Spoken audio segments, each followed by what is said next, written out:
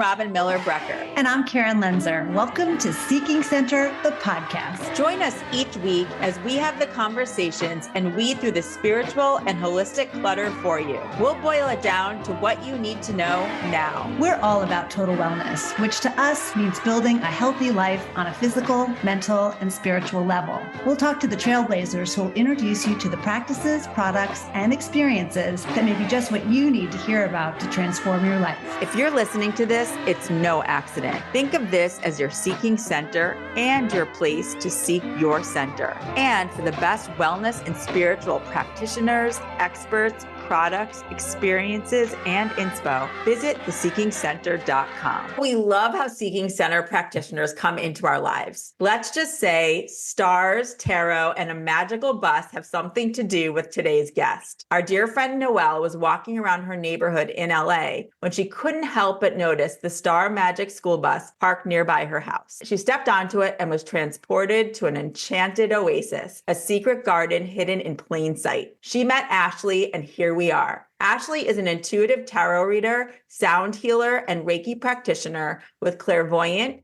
claircognizant, clairsentient, and medical intuitive abilities. She's also an herbalism enthusiast and infuses elements of astrology, numerology, and color therapy into her readings and healings. As an intuitive reader, Ashli channels divine messages from spirit to help you gain clarity and healing. Ashli uses tarot as a tool of divination to receive guidance that empowers you to shift the trajectory of your life in service of your highest good, affirm your own intuition, and equip you with the tools necessary to move forward in life from a place of love and compassion. And while you can find her all around the LA area in the Star Magic school bus, you can also experience her virtually, like I did, or even in your home. It is Ashli's mission to help others tap into their divine gifts and open themselves up to receive and claim the abundance that is their birthright.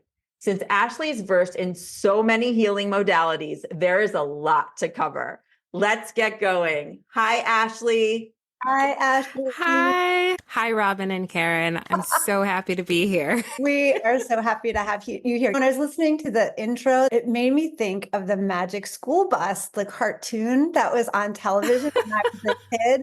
Like it has that whole same vibe of being able to transform people's lives. So we just can't wait to hear your story and how this all started. Yeah, Thank you. Let's dig into your journey and how the Star Magic school bus came to be. How did it all start? So I've always been intuitive ever since I was a child, but the difference between the way I live my life now versus the way I was then was that I really didn't fully understand like what it was that was coming through, the information coming through. I didn't label it or know to connect it to my intuition or a higher power. I just thought I was smart and I just happened to know things. And oftentimes I would ignore my inner voice, and that's when I would find myself in trouble. I remember when we first talked, you were telling me that as a kid, there were things that you would know and you would say to your mom. And I think, was she a little freaked out by that? Yeah, my mother was very freaked out by that. So whenever I would say something, she would tell me to be quiet. And I think on a subconscious level, I internalized that. I feel like that happens to a lot of us, right? Agree. Like, internalize certain messages and form these false or limiting beliefs of, oh, there's something wrong with me or I shouldn't do this. And so we build up these inhibitions, really, and become conditioned. And I feel like as parents, especially when it wasn't at all the norm to talk about any of this, it probably threw your mom. Why would you know certain things that you shouldn't know at 3, 4, 5 years old? Can you give us an example, Ashli, of one of those situations that you remember? Yeah. When I was 3, randomly out of the blue, I told my mother that my grandmother was sick. And shortly after I said that, my mom received a phone call and my grandmother had been admitted into the hospital with a brain tumor that turned out to be cancer. Miraculously, she lived a long life after that diagnosis and she didn't pass until 2014. So taking into consideration the technology of that time, which was like late 80s, taking into consideration the technology of that time, there really is no reason other than a miracle that she survived. But yeah, that's an example. And do you remember if you saw something in your mind or did you hear something that told you that? Do you remember that inclination and when that came from? I think it was just a feeling. I've always been close to my grandmother, and she had never shown any signs of illness or sickness. I really don't know where it comes from or why certain messages show up in certain ways and others differently, but I've learned over time to just trust it. It's a good example for people who are trying to understand what intuition is and what that feeling is. But I love what you said, like you just thought you were smart. We're all intuitive. When you have achieved certain things, it's because you've listened to your voice. There are things we just know. So I love what you said, because that is so true, especially as kids. That's what we would think. So then what happened? You have your childhood, you're intuitive. Should I listen to this? Should I not? Exactly. So I spent most of my younger life just not listening to my intuition and not trusting it. And I'd find myself in these challenging situations. Fortunately, regardless of my awareness of it, I've always had a strong divine team around me protecting me. So I never got into too much trouble. I would say ever since I was maybe an early teen, psychics would find me, and they would literally find me as I'd be walking down the street living my life, and they'd come up to me and say, I have to tell you something. And then they would just tell me something about my life. And then whatever they predicted would always happen. It was so strange. So I always knew it was real. I've always been fascinated with psychics, tarot, astrology, magic, everything that has to do with the metaphysical. And I don't know if I shared this with you, but when I was 9, I'd find myself in my room making oracle cards without knowing what I was doing. Like I would literally cut out pieces of paper and draw on them and assign meanings to these pieces of paper and then shuffle the cards and ask questions. And this is before I even knew what I was doing, what it was, what tarot was even. So the fact that I'm doing it now, it's so full circle. It's wild. That is. Wow. And Ashli, you just said something I wanted to ask. You said you have a divine team around you. Who is that? How do you define that? My angels, my guides, my ancestors. I know my grandmother is absolutely one of them. And I know my great grandmother. I would say it's my great grandmother on my dad's side. So my mom's father's mother has always been with me ever since I was little. And then everyone else, I may not necessarily know their names, but I know their energies. Totally. So then what happened in between that led you to where you are now? Because I know you grew up in New York, you're now in LA. Where did all of the more formal learnings come into play? I know this wasn't necessarily what was on your path. Initially, I moved to Los Angeles to pursue an acting career, and I'm still an actress, but that's why I moved to LA. And it was definitely my intuition that guided me here. However, I didn't know what this journey would evolve into or what would evolve to become. And I found myself in LA, just a young person, young kid, really living a wild life. And I assumed all different sorts of identities. And then finally, it got to a point where I was just so... I think this was around my Saturn return. I just felt so broken and alone and self-conscious and inadequate and just depleted, tired. And I really didn't know what to do. I just knew that I could no longer live my life the way I had been living it. And it's funny because in 2017, I wrote down a list of everything I wanted to change, everything I wanted to let go of, everything I wanted to call in for myself. I didn't necessarily know I was manifesting or setting an intention. I just knew that I wasn't happy. And without even trying, the next year, my life had completely changed. So in the beginning of 2018, during the first Mercury retrograde of that year, I ran into 11 people from my past within a span of 2.5 weeks. Every time I would leave my home, I would run into someone. And it was always someone that I had a very triggering dynamic or experience with. So I was not happy to see any of these people. And in the beginning, I was freaked out. I was scared. I realized this was happening because the universe was sending me a message. And from that experience, I realized, oh,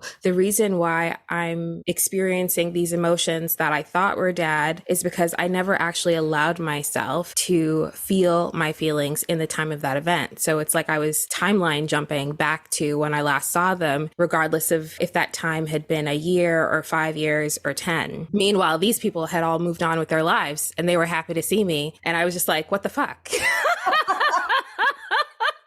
Yes. So began the journey just with having this sense of awareness and becoming conscious of my patterns. And basically what led me to even develop these patterns, which really was connected to childhood trauma and the dynamics I had with my parents. And so by the end of that period, I was no longer scared, but I was excited. I was like, okay, universe, okay, God, what else do you have for me? And so I was inspired to start this photography project where I would photograph women who had been through a traumatizing event and felt like they had made it to the other side with a shift in perspective. And so I would take their portraits and have them fill out this survey, answering a list of questions. And one of my subjects happened to be a woman who studied spiritual psychology at the University of Santa Monica, and she was hosting a women's circle. So I invited myself to her women's circle the following week, and there I met this woman who talked to me about grounding. And I had no idea what grounding was, but I guess had a sense of curiosity. And so from the conversation I had with her, I started my own daily ritual where I'd wake up in the morning at 5 o'clock and I'd ground, which included clearing my space with sage and Palo Santo, saying affirmations, praying, saying my gratitudes, journaling, meditation, reading a spiritual book, and doing yoga. And I did that every day consistently for a year. And within the first 21 days of that practice, my life literally changed. So like opportunities that I had prayed for specifically connected to my acting career, I got the biggest role that I had ever had just from doing that. And I also started to receive downloads during my meditations, and I'd find myself channeling as I was journaling. And when I'd go back to read the entries,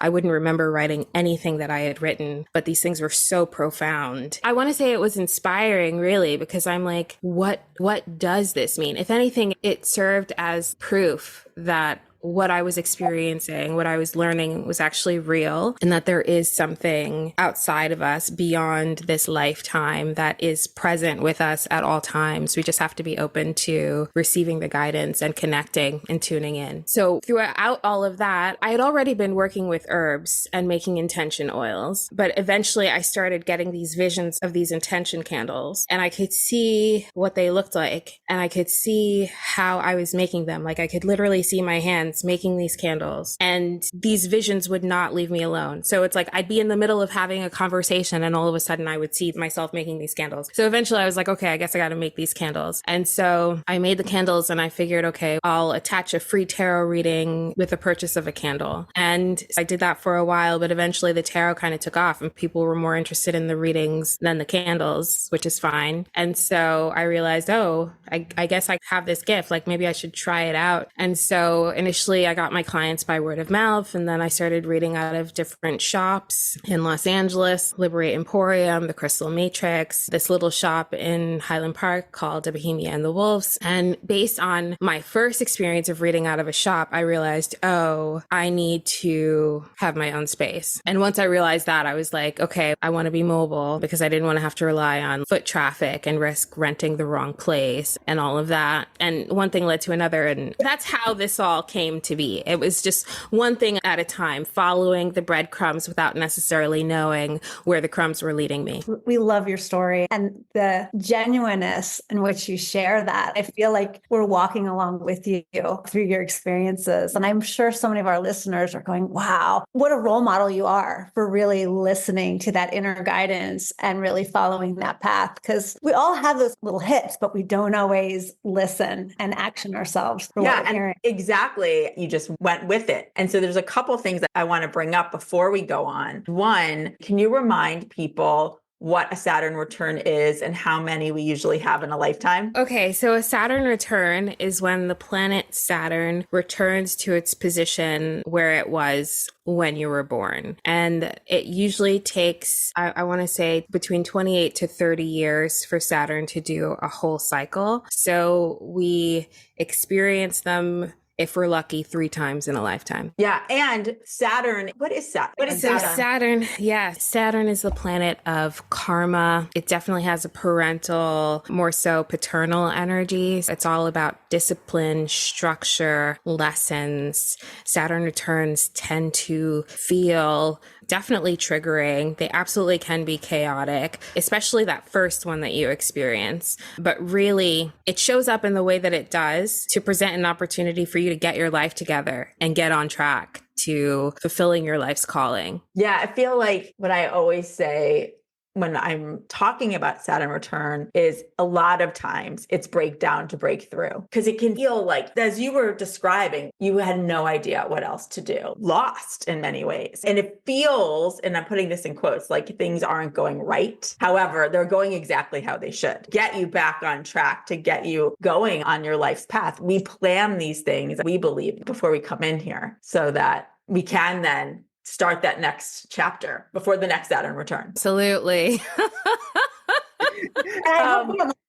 One more thing I just wanted to touch on before we talk about the bus. You bring up how you couldn't stop visualizing certain things. Can you just expand on that for a moment? And then let's talk about the bus. Okay. So I want to say that I wouldn't necessarily say it was visualizing, because for me with visualization, there's an intent. So it's like you're setting the intention to see something in your mind, in your third eye. My experience with seeing the candles was more of a haunting. It was not of my will. And not to say that I'm not grateful. I totally am, because had that not happened, we would not be here right now. That said, I feel with me, whenever I'm channeling, one of the ways that I know that I'm channeling is I'm not choosing to do it in that moment, and something is just coming through.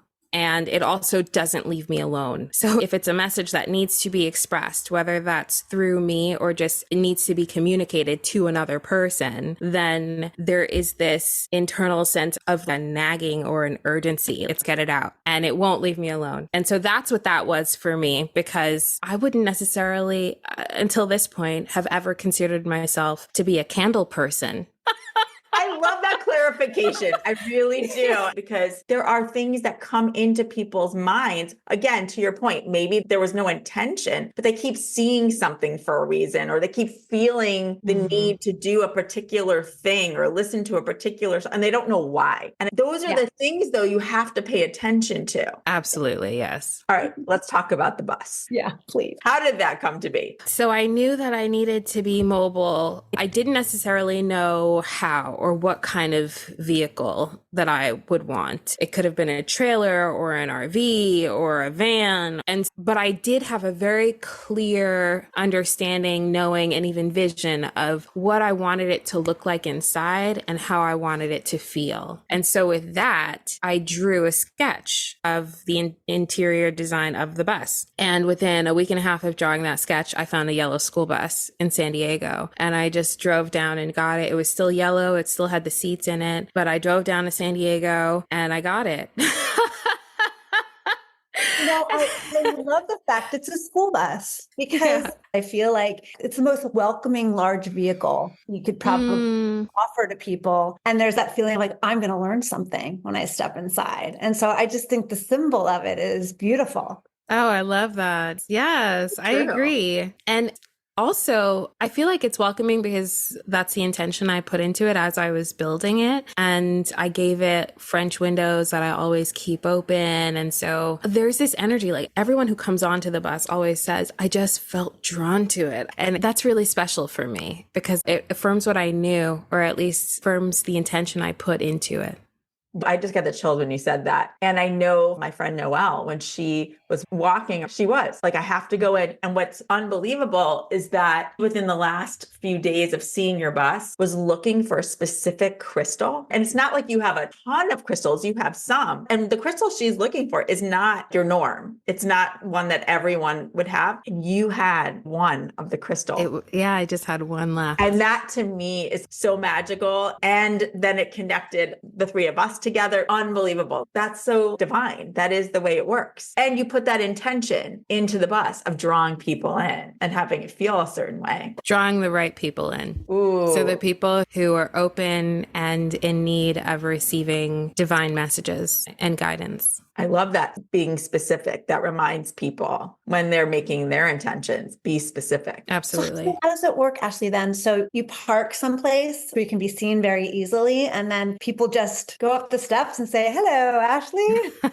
How does it work? I'm open Wednesday through Sunday, and I have a location assigned to each day. I'll park at a metered spot, so public parking, always in visible places. For example, Wednesdays, I park on Larchmont, just south of Beverly, in front of the Larchmont Farmers Market. I know people are going to be there. People are always on Larchmont, but I know people will specifically come to that location. The market is from, I want to say, 1 to 5 or something like that. And I'm open from 9 to 5. So it just works out. So that's how it works. And anyone who's interested in a reading, they can book an appointment online, or they can just come up and say hello. I love that. And I know it took you about a year to actually build it all out, right? Yes, it took me a little over a year. How did you even do that? Coincidentally, but there's no such thing as coincidences, I had been obsessed with those conversion videos on YouTube. Before I got a bus, before I knew I was ever going to get a bus, I was literally watching these videos. It was insane. And it's funny because the way I discovered I was gifted in tarot was the same way. I had no intention of learning tarot. I had become sober the previous year, so I didn't go out for New Year's Eve, and I stayed home watching videos on numerology, and it spiraled to tarot. And I had no intention of becoming a reader or a professional psychic or anything like that. And all of a sudden, after watching the videos, a reader would pull up a card and I would say something having to do with the message. And then the reader would literally repeat the exact words I said verbatim. And it happened more than once. And I would even find myself shuffling the cards, and the cards that the reader got would just fly out, the exact same cards. And I'm like, okay, it is quite interesting. But yeah, so I found myself obsessed with these conversion videos. And then all of a sudden I had a bus. And so I was like, if they can do it, I might as well try. And I cried the entire way because every time I would accomplish one feat, I'd have to move on to the next one. And here we are. The universe wanted you to build that bus. It really wanted it to be your labor of love that created it, and all your energy and all of your vision. It was all about doing that. Exactly. But it's hard to know that in the midst of it, isn't it? I didn't know it in the midst of it. Maybe around halfway through, I realized, okay, no, I'm meant to do this because my energy is supposed to be in the bus. That's why this is happening. But in the beginning, I didn't know. And even with that sense, that still didn't stop me from crying. Yeah. We've been there many times, talk ourselves down. So, but you persevere. And you know what? It reminds me, I have this quote just off to the side here that I want to post on social, which is, you just can't beat the person who never gives up. And it's a Babe Ruth quote. And I love that for what it just goes to show what all of the emotion and all that you were releasing while you were creating this experience and this bus. Yeah, so cool. It's really powerful. So just to follow that thread just a little bit more. So tell us about those first few weeks when you started with the bus and the people that came to you. And were you affirmed that you were going down the right path then by those experiences? Yes. It's funny. My very first client on the bus was a nightmare. It was a guy who had never had a reading before. He was clearly a cynic, and he had just really funky energy. And quite frankly, he should have signed up as a coaching client because he didn't need a reading. He needs coaching. And it was just as horrible as you could imagine. That's exactly how it went. And it got to the point where I didn't even finish the reading. I literally just said, you got to go, just get off my bus. And from that experience, that's actually what prompted me to set the intention to only receive the right people. Like, I needed that really messed up experience to get very clear on my specific vision for what I wanted to do through my work and how I wanted to do it. Because obviously we all need to support ourselves. Yes. And we live in a 3D world that requires money, but it's also an energetic exchange. And it's like, I'm doing this not just for the money, but to make the world a better place. Ever since I was a kid, 3 years old, I had this idea in my head of, I want to heal the world. And I didn't know how I wanted to do that. I thought, I need to be famous, become a rich, famous, philanthropic actress. And then in the midst of that Mercury retrograde experience, I realized, I was putting my life on hold, waiting for this moment that may or may not ever happen. And if I'm waiting to heal the world until I'm famous, then I might not ever do what I'm here to do. So I better just get to it. Yeah. So from that experience, I set the intention to really only have the right people come in. And I fortunately have never had another experience like that again. That was a one-time thing. And just in the first few weeks, yeah, it was so rewarding just to have people not only be so wowed and amazed by the bus and the enchanting energy of it all, but also by me. And to know that I'm doing good, like I'm using my divine gifts to facilitate healing and hold space for people and potentially impact them for the rest of their lives. Yeah, it's been a very rewarding journey. Absolutely. Wow. And let's talk about what kinds of offerings you have on the bus and virtually. And one of the other things I wanted to also talk about was that you also go into people's homes for blessings, which we have not actually covered on our podcast in almost 150 episodes. Wow. Yes. So I would love to talk about what you offer, and then also talk about what it means to go and bless someone's home. I'm an intuitive tarot reader, so I read tarot, I channel as I'm reading, and all of my clairs are active: clairvoyant, clairsentient, clairaudient, and claircognizant. And sometimes I can smell or taste things. Can you explain what that means? Oh, yeah. So clairvoyant is seeing things, like having visions come to you. Clairaudient is hearing things. Sometimes I hear songs. Sometimes I hear words. Sometimes I hear names. Clairsentient, it's feeling things. So feeling energy, feeling emotions, feeling sickness, whether it's energetic sickness or like physical ailments. And claircognizant is just knowing. I receive information through all of those ways as I'm reading your cards. And I will share with you not just the meanings of the cards and my interpretation of them, but also whatever messages I'm channeling as well. I do Reiki, which is a Japanese healing modality that clears energetic blockages, balances the chakras, can heal physical ailments, and it grounds you. It clears your energy. It's the highest vibration of love. So I channel that energy through my hands and hover them over your chakras. And so that's great. It promotes healing and relaxation. And I do sound healing as well. I have crystal singing bowls and I play them and the chimes, and I've got a few drums and a gong. So that's great. That's by appointment only because I don't carry my instruments on the bus 24/7. And then I also sell apothecary goods like crystals, jewelry, herbs, potions. So that's what I offer on the bus. And outside of that, I do spiritual coaching. I teach tarot as well. I do spell work for anyone who's interested in that. And I bless homes. So with home blessings, I go into the home after it's been cleaned. It should be physically cleaned first. I'll light a candle. I'll say a prayer. I clear the space with incense like sage and Palo Santo. I send Reiki throughout the space. I call on my divine team, so my angels, my guides, my ancestors, to assist me through this process. And I play sound throughout the home as well. So it's great for removing negative energy, calling in abundance, calling in protection. And it's really a beautiful experience to have your home be energetically renewed and refreshed. It's great for anyone who is going through a major life transition. It's great for anyone who's moved into a home and they want to bless it. It's great for anyone who's been feeling energetically stuck or stagnant in life. It's great to do if you've just been sick, gone through a serious illness, suffered a major loss, or even if there's been a lot of negative energy in the home, whether that's you fighting with someone in the home or fighting when you're in the home over the phone. And sometimes the negative energy is stuff that's on you. So not only do you need to clear yourself with Reiki, you've also got to clear your space too to maintain that. So funny. Just yesterday, we were just talking about energy and energy being stuck in the home and ways to release that. But I love this idea of even a ritual that recognizes a change in your life of some kind and really making that a moment in time where you're really doing something specific to recognize that and then invite new energy into your home. Do you have to bless the bus? Do you do the same kind of energy? Oh, yeah, absolutely. I do that with the bus every week. Yeah. Can we talk a little bit about tarot? We find that every practitioner has their own way of doing things. Even though there may be a very traditional way of doing tarot, everyone seems to create their own. Do you have a go-to deck? How does it work for you in terms of a resource? course? I have a few go-to decks. I like to work with the Good Tarot by Colette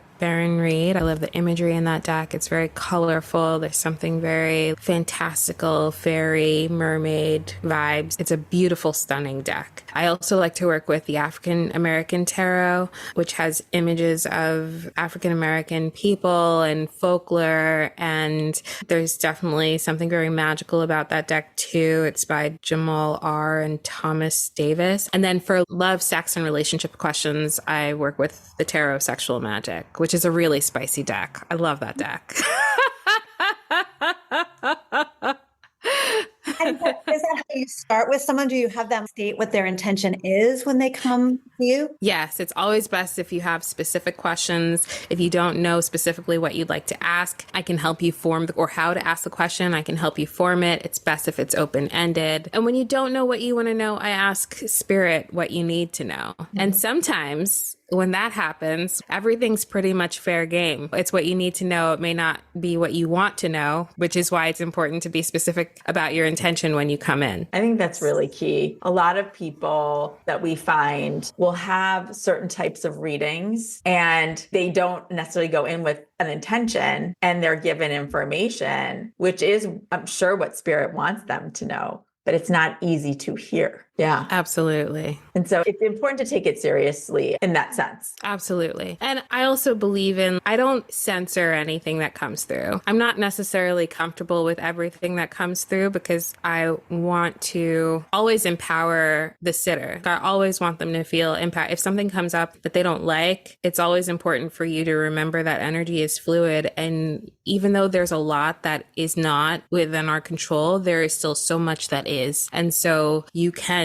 change your fate, I believe. You're not a victim ever. Yeah. How many people that come to you have never been to a tarot reader or had that experience before? And do they really understand the messages that you give them? So many people come in as first-time tarot clients. I would say half, if not over half, of the people who come onto the Star Magic School Bus are receiving a reading for the first time. And some people come in just out of a sense of curiosity. And then 5 minutes into their reading, they're like, oh, this is serious. So yeah, everyone fortunately understands the magnitude of the messages that are coming through. And I would say sometimes people can't necessarily pinpoint what it is. It's like, obviously I'm speaking English, but for some reason they're like, I don't know. It resonates, but like they don't know specifically what area of their life. But then some time passes. And with those people, they always come back and say, you said this, and then this is exactly what it was. And I didn't know then, but yeah, it's so clear. So yeah, that happens a lot. And do you think those that have come in, especially those first timers, understanding that we all have teams around us, that we all have guides? We're all on our journey wherever we are. And none of us are at the same place. I do feel like everyone who leaves the Star Magic School Bus leaves with an understanding that they are divinely guided, protected, and blessed, and that life is happening for them and not to them, and that they have the ability to connect with the divine or with whomever, whether it's a past loved one or something, is around them. Like they're actually there and they're there to guide them. And they're there to guide them and connect with them based on however open they are to connecting with them. Yeah, I do believe that. When it comes to the medical intuitive part of what you do, are people booking time and they're intentional with you for a medical intuitive type of reading, or is it something that comes up during a regular tarot reading? It's more so something that comes up during a regular tarot reading. I do have people that specifically ask about their health, but I don't have a specific reading designated to that. And that's more so connected to my clairsentience. Sometimes just while I'm shuffling before any cards come out, I'm feeling things and I just have to share it. And then they let me know, oh yeah, I do have this issue, or it's more of a suggestion, get that checked out. Yeah. I wanted to ask this question from what you brought up in the beginning when you said that you had walked out of your house and for about 2.5 weeks, You met 11 different people from your past, and you brought up this idea of time jumping. And I'm sure people listening are like, what do you mean by that? And that they had moved on, but you clearly were being shown those people during a Mercury retro period, which I also want to talk about for a moment. So what do you mean by the time jumping, and how does that work? And why is it also significant that you were shown these triggers during Mercury retrograde? So basically what I meant by that was seeing someone in the present, I would be brought back to the past where we left off. And so it was like I was going back in time. And literally, it's so weird, where I would see the argument or where we physically were, but also emotionally, I would internally have all of those emotions as if everything that happened was fresh, was like re-happening. I would relive the experience, basically. And I would say the significance of that happening during Mercury retrograde is that during Mercury retrograde, that's when things from the past come up, past relationships, past experiences, people from the past, memories. Mercury rules the mind. It rules the mind, communication, technology. And the retrograde period is, from our vantage point from Earth, it appears as though the planets are moving backwards. So it's literally like things are going backwards. They're going in reverse, pertaining to the mind, communication, thought, and technology. Yeah. And you're given an opportunity to revisit something, basically. Exactly. So that you can clear it and move on. Yeah. Exactly. We don't know this, like all these people who are going through these experiences. And it's a rite of passage. And just so many people don't realize that and have that opportunity to really do what you did, which is understand and revisit and then shift and change. And you were just pounded. Yeah. People. Yeah. They were like, It get was on so that. wild.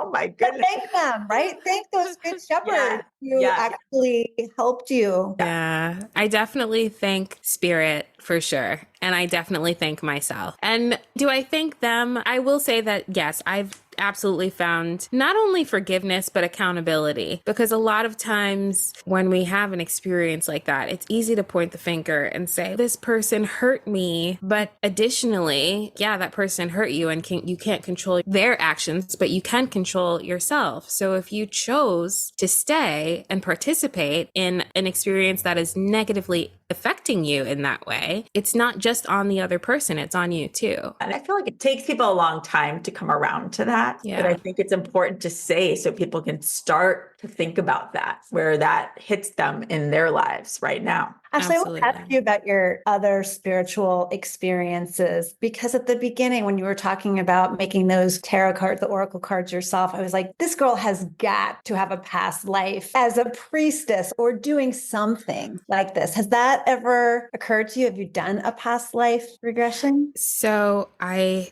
have once, and what came up in that session was a past life as an indigenous person, like an indigenous person lost in the woods in fight or flight mode. I injured my knee or something, which is funny because in my past life I injured the exact same knee that I injured in this lifetime when I got hit by a car at 17. So that's funny, and the person doing the reading didn't know about that. But I have had flashbacks of my past lives without the intention of doing a regression. And one image that really came to me, I was crying in front of like a building or a city burning down. And I had this, I don't know if it was someone that I loved. I don't know if it was my child or a partner or something like that, but I was like coddling their face and crying over them, and they were dead. And it was just a quick flash. And I was in the middle of doing regular Reiki sessions. So it happened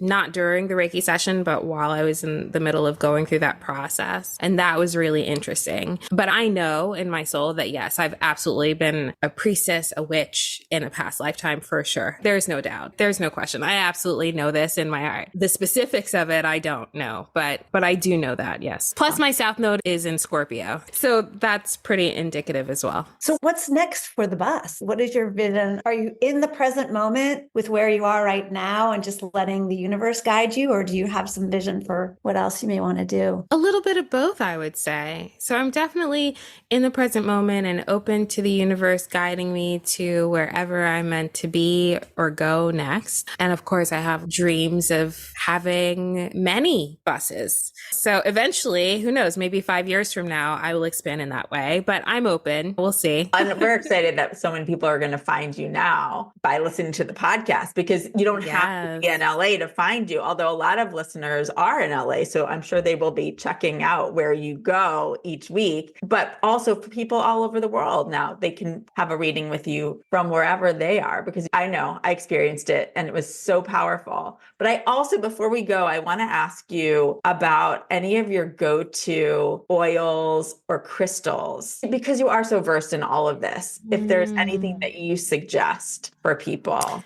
So right now, dealing with the current energy that we're in, I feel like protection is so necessary. I do have an oil/potion that is specifically for protection. It's for removing negative energy and calling in divine protection. It's called I Am Clean. I also make a candle for that as well. But let's say you just want essential oil or something like that. Like sage essential oil is very powerful. Black pepper is very powerful. Juniper is very powerful. If you can get yourself some hyssop, that's a really great herb to remove negative energy. And as far as crystals, black tourmaline is a great crystal for protection. I have it literally in every room of my house. Yeah. And selenite too is also a great energy, a great crystal too. I think what you're doing is the actual bus becomes, as we talked about in the beginning, it's an inviting place for people who are curious. It draws them in. And you really do, I would say, for a lot of people, that